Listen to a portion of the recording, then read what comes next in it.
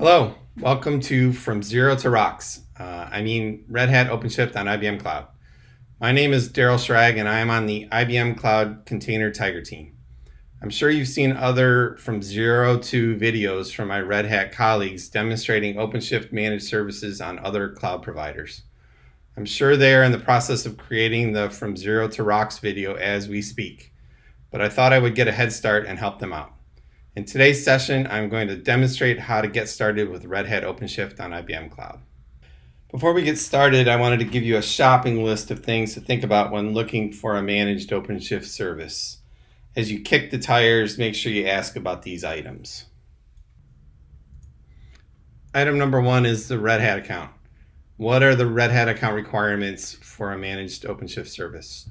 For the IBM service, there's no need for a Red Hat account. We do the entire install on our own. You do not have to give any cloud credentials to Red Hat. There's no obtaining a pull secret. It is all done internally by the cluster creation process. What are your create options? With IBM Cloud, you can create a cluster via the GUI or from the command line.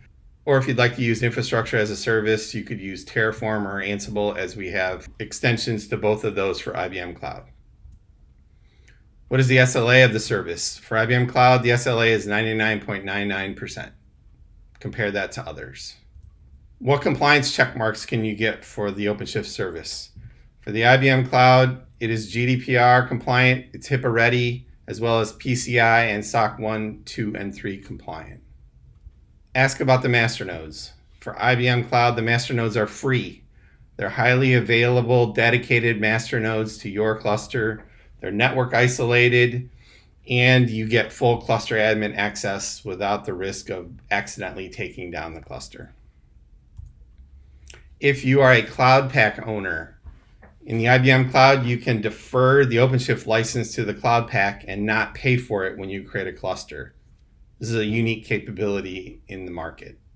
What are the worker node architectures? IBM Cloud offers a very large selection of worker node architectures, as well as isolation models such as shared nodes, dedicated nodes, bare metal nodes, and you can mix and match them to best suit your needs. IAM permissions. How do you configure IAM permissions with IBM Cloud? IBM Cloud users and roles are directly mapped to RBAC roles. When you create a cluster, you're up and running immediately with cluster admin access. Of course, you're free to create custom RBAC roles and role mappings if that makes sense to your needs. And then compare documentation. I'll put the IBM Cloud documentation up against any documentation out there. If the documentation doesn't answer the question, it's probably not worth asking. Okay, so let's get started creating a cluster. Click the Create Resource button. Search for OpenShift. Select the Red Hat OpenShift on IBM Cloud Service. Okay, item number one, we pick the OpenShift version that we want to install. We typically support 3 versions at any given point, and you'll always see the latest and greatest point version for each of the major versions. We don't see a whole lot of folks looking to install back versions of any major release. Second item we'll do is I mentioned before that if you're a Cloud Pak owner, you have the ability to not purchase the OpenShift license as you create this cluster, and instead you can apply the OpenShift entitlement from the Cloud Pak to this cluster I'm about to create. You'll notice in the right hand side over here the running cost is updated as I select these items. If I change this to apply a license from a Cloud Pak, you'll see the price of my worker nodes go down. I'll go back and select purchase just as we move along here. The next major choice is, what is our infrastructure going to be? And we support 3 major destinations for a cluster. The first is our classic infrastructure, which is the old soft layer. This is where we've got traditional bare metal, we've got shared and dedicated resources. The second choice you have is a virtual private cloud, which is the more normal and modern way to do things. And then the third target you can choose is a satellite location. We won't spend time on satellite in this video, but we'll talk about that in some future discussion. So in this case, I'm going to just pick VPC just for simplicity. Here, we're then going to pick a pre-existing virtual private cloud. In this case, I've got a couple created already. And yes, you do have to create that ahead of time. It's as simple as creating a VPC with a set of subnets in it that you need. It's a 2-minute exercise, but I'll leave that out for this video. Also, when you create a cluster, we back up cluster information to an object storage bucket. So you have to pick a particular object storage instance where that bucket will be created so that we can do backups and store things like etcd information off to a bucket. If you want to push your cluster to a resource group, you're free to do that. I'll leave it to the default. And then depending on how you want to distribute your worker nodes, in this case, since I'm putting them in Dallas, we have 3 availability zones in Dallas. I can pick and choose, do I want 2 or 3? I'm going to pick and choose if I have multiple subnets, I can choose which subnet to deploy the worker nodes in. Next, we can choose the flavor of our worker nodes. And in this case, we create a default worker pool. A worker pool is nothing more than a collection of like architecture worker nodes.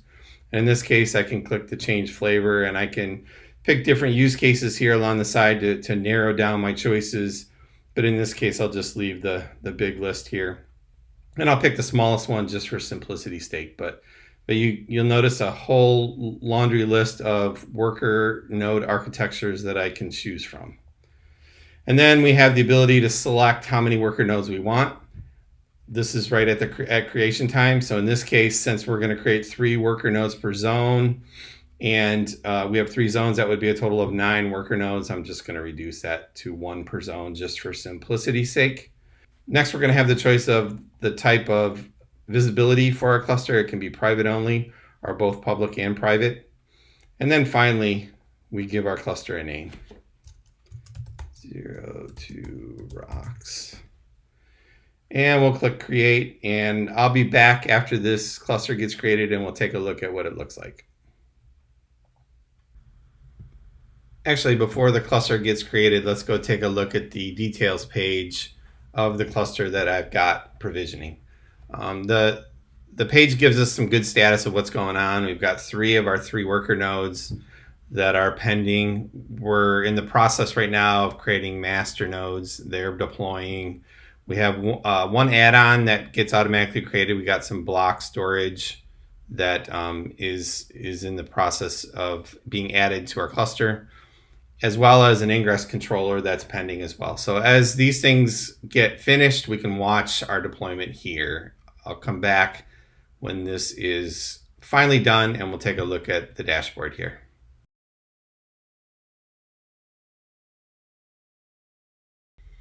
Okay, we're back to the console here for our cluster. I actually timed it and it took almost exactly 30 minutes for the cluster to become available. Full disclosure, the ingress controller can take a little bit longer, but for the most part, my experience, cluster creation takes, if you just use shared servers, takes plus or minus 5 minutes, around 30 minutes total. So pretty quick and pretty easy. And we see everything is healthy and we're good to go. Okay, let's clear the help here and let's answer some common questions about dealing with the cluster now that it's been created.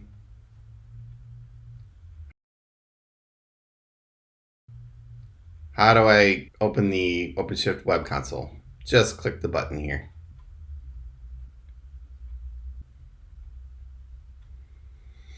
And here we have the console. Also, if you want to get a command line login, you can get your command login here, as we all know.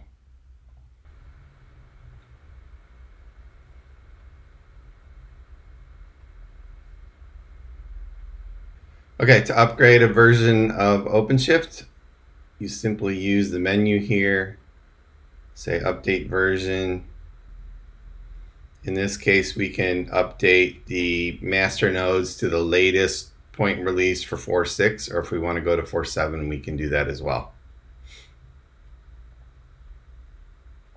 As far as upgrading the worker nodes, come to the worker nodes tab here, select the worker nodes that you want to upgrade, and click the update button.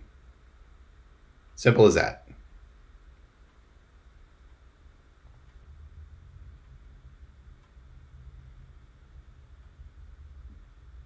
Okay, updating your worker nodes and worker pools is very easy. If I want to resize a worker pool, in this case, my default worker pool had 3 nodes. Let's say I want to change that to 6 nodes. Click the resize button, and it takes me right here to the screen that I saw before when I created the cluster. I can change my numbers here up and down, and I will add new workers to the worker pool. Or if I want to add a new worker pool altogether, maybe I want to have a second class of worker nodes that are much larger. For example, I can click the add button here and add an entire new worker pool. And in this case, I get the same screen. I'm able to pick the flavors of the workers that I want, how many I want, and create an entire new worker pool for my cluster.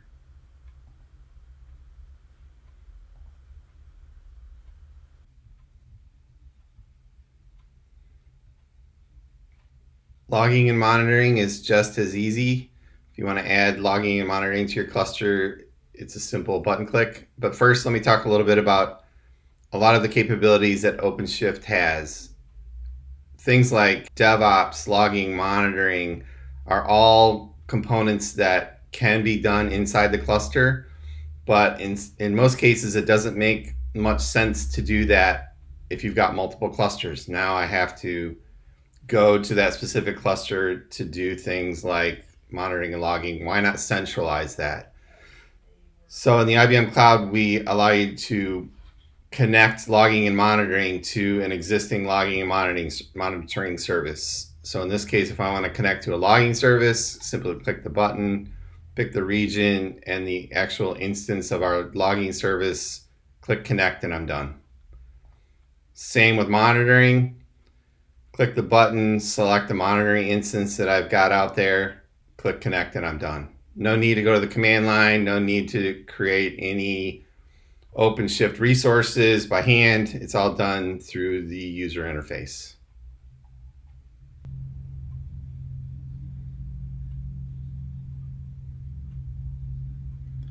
There's a couple simple ways you can add security to your cluster. The first is if you want to ensure that the images you deploy to pods are secure based on your policies. You can enable the open source project for Terrace so that you can set image policies to ensure the images that you deploy to clusters meet your needs. Also, if you want to encrypt the storage of your clusters, you can connect your cluster to one of 2 key management services we have in the IBM Cloud. One of them is Key Protect, and the other is HyperProtect Crypto Services. The latter provides a keep your own key capabilities unique to the industry. But in this case, I've got a Key Protect service out there and a root key. I click enable, and the storage for my cluster, including the internal storage for etcd, is encrypted with the key from my key management service. And then also you might have noticed we have the ability to pull in an image pull secret. By default, you get this during cluster creation, but in case you want to re-enable it, you can pull in a image pull secret for the default workspace that allows you to pull images from the IBM image registry that is also another external service outside of the cluster.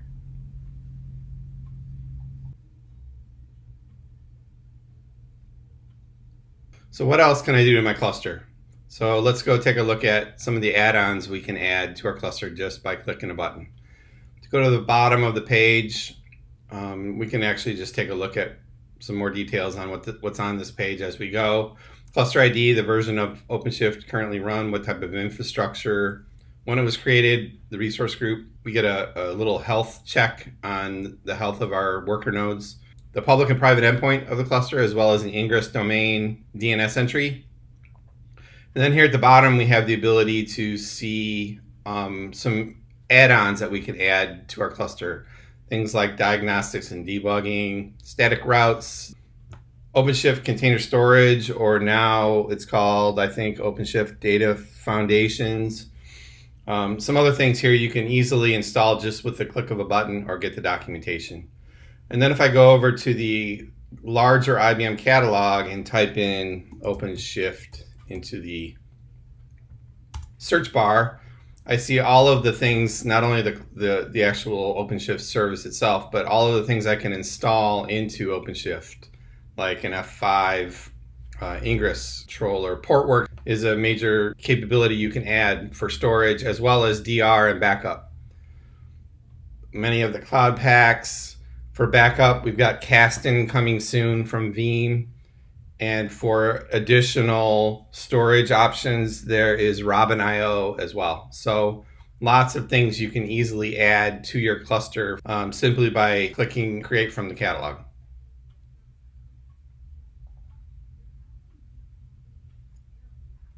And finally, hot off the presses is a new way to create a cluster and do many of the things I've shown you in a single step. If I go back to the Create page, I'll go look at my clusters, click the Add a or Create a Cluster button. You see a new thing that has been added just since I recorded the original part of this video, is the ability to create a secured cluster by default. Click this technical preview button. It now gives you the ability to specify a lot of the information that we did originally, things like resource group, what location, what version of OpenShift. But in this case, we're going to actually create a private VPC for you, so you don't have to create that ahead of time. We're going to allow you to specify your worker pool, add an API key if you want, or one will be created for you if you don't have one.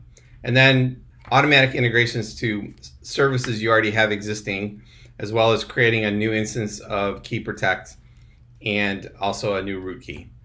This is the first tech preview. There'll be more coming along with this, but the idea here is that if security is your primary concern, you can create a secure cluster in one step on the cluster creation page. Thanks for joining me today. Leave a comment if you'd like more information. Be glad to get back to you. Thanks.